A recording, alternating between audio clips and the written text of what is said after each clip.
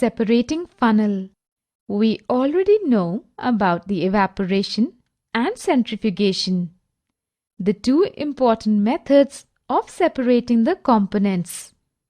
There are several other important techniques for separating the components from several types of mixture. Can you tell how can we separate a mixture of two immiscible liquids? They can be separated by using separating funnel. But what actually are immiscible liquids? When the liquid does not dissolve in each other are called immiscible liquids, such as mixture of oil and water are good example of immiscible liquid, and a heterogeneous mixture are separated by separating funnel. Now, let's understand the principle behind the separation of two immiscible liquids.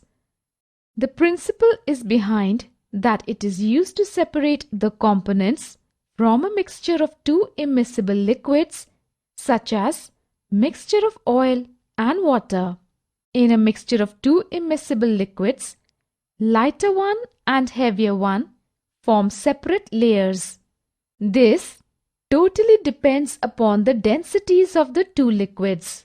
Now, let's understand this method by the help of an activity. So, the materials required for this activity are separating funnel, iron stand beaker. Now, let's do this activity through these materials. Let us try to separate kerosene oil from water using a separating funnel. Pour the mixture of kerosene oil and water in a separating funnel. Clamp the separating funnel on an iron stand and allow it to stand for some time. Open the stopcock of the separating funnel and pour out the lower layer of water carefully and collect the water in a beaker. Close the stopcock of the separating funnel as the oil reaches the stopcock and left behind in the separating flask.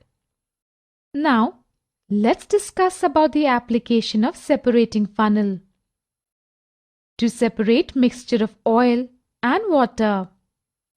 In the extraction of iron from its ore, the lighter slag is removed from the top by this method to leave the molten iron at the bottom in the furnace.